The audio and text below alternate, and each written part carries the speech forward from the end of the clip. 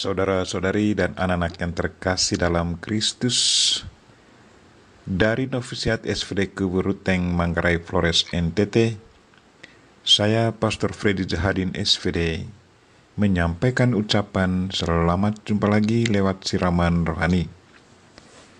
Hari ini Kamis 17 Februari 2022.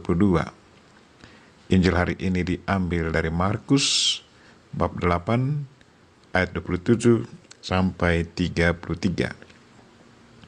Kita diingatkan bahwa pengalaman kita akan Tuhan sangat menguatkan kita. Marilah kita berdoa memohon penerangan Roh Kudus. Dalam nama Bapa dan Putra dan Roh Kudus. Amin.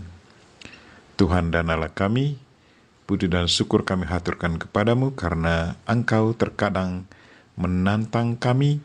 Apakah kami sungguh mengenal Engkau secara pribadi atau hanya ikut-ikutan saja apa kata orang tentang Engkau?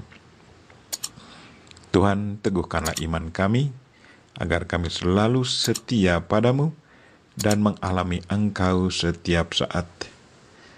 Tuhan, utuslah Roh Kudus-Mu, terangilah pikiran dan hati kami, agar sabdamu yang akan kami dengar dapat kami pahami dengan baik, dan isi pesanmu dapat kami hayati dan amalkan dalam hidup harian kami. Doa ini kami sampaikan dengan perantaran Kristus Tuhan kami. Amin. Tuhan sertamu dan sertamu juga. Inilah Injil Yesus Kristus menurut Markus. Dimuliakanlah Tuhan. Pada suatu hari, Yesus bersama murid-muridnya pergi ke kampung-kampung di sekitar Kaisarea Filipi. Di tengah jalan ia bertanya kepada murid-muridnya, "Kata orang, siapakah aku ini?" Para murid menjawab, "Ada yang mengatakan Yohanes Pembaptis, ada juga yang mengatakan Elia, ada pula yang mengatakan seorang dari para nabi." Yesus bertanya lagi kepada mereka, "Menurut kamu, siapakah aku ini?" Maka Petrus menjawab, "Engkaulah Mesias." Dan Yesus melarang mereka dengan keras supaya jangan memberitahukan kepada siapapun tentang Dia. Kemudian mulailah Yesus mengajarkan kepada mereka bahwa Anak Manusia harus menanggung banyak penderitaan. Ia akan ditolak oleh para tua-tua, imam-imam kepala, dan ahli-ahli Taurat, lalu dibunuh dan bangkit sesudah 3 hari. Hal ini dikatakannya dengan terus terang. Tetapi Petrus menarik Yesus ke samping dan menegurnya.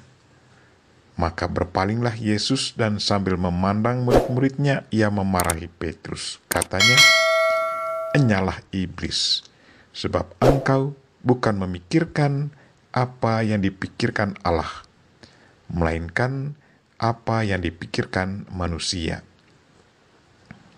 Demikianlah sabda Tuhan. Terpujilah Kristus.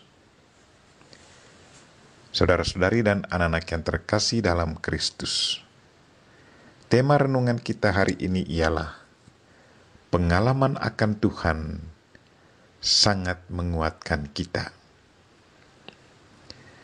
Saya ingat seorang teman, sesudah berkhotbah dia selalu bertanya, "Bagaimana khotbahku?" Maksudnya agar dia tahu reaksi dan pendapat orang tentang khotbahnya.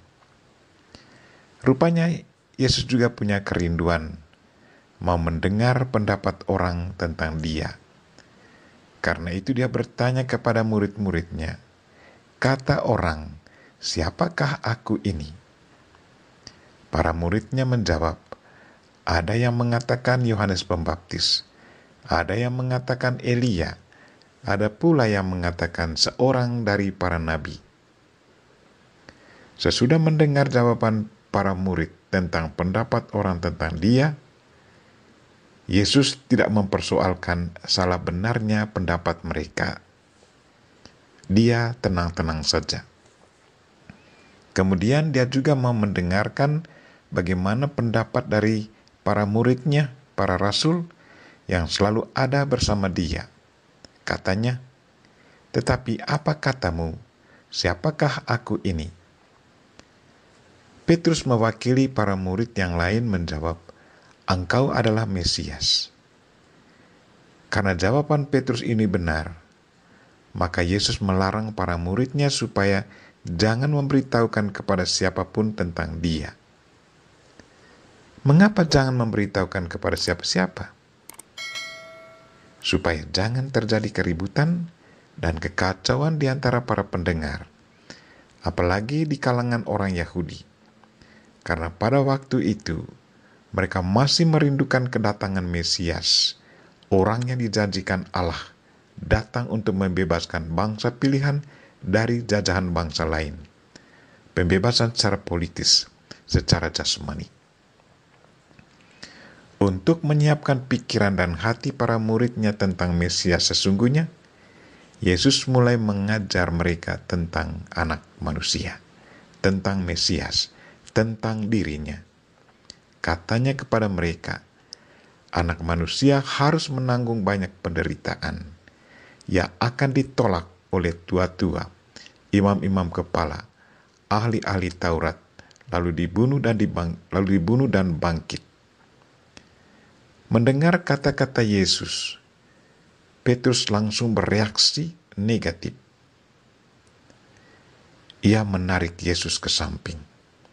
Tanggapan Petrus itu sesungguhnya bertentangan dengan maksud kedatangan Mesias. Karena itu, Yesus berkata kepada Petrus, "Enyahlah iblis, sebab engkau tidak memikirkan apa yang dipikirkan Allah, melainkan apa yang dipikirkan manusia." Saudara-saudari dan anak-anak yang terkasih dalam Kristus, kita sudah mendengar pendapat orang banyak dan para rasul tentang anak manusia, tentang Yesus Kristus. Bagaimana dengan kita yang adalah murid-murid Kristus juga? Apa pendapat kita? Siapakah Yesus Kristus menurut pengalaman pribadi kita? Apakah kita sudah mengalami dan merasakan kedekatan dengan Yesus Kristus? Apakah kita sudah mengalami pengalaman yang sangat konkret dengan Kristus? Bagaimana pengalaman itu mempengaruhi kehidupan kita sampai saat ini dan seterusnya? Sesudah mengalami Kristus secara pribadi, maka saya berani katakan bahwa Dia adalah saudara dan Tuhanku yang selalu menolong saya di saat saya sangat membutuhkan bantuan. Dalam keadaan tidak berdaya, Dia selalu tampil memberi saya kekuatan dan kemampuan untuk maju terus. Pengalaman iman inilah yang selalu menguatkan saya untuk berlangkah maju melayani Dia dan umat-Nya. Secara pribadi, saya punya begitu banyak pengalaman yang sangat menarik tentang Yesus.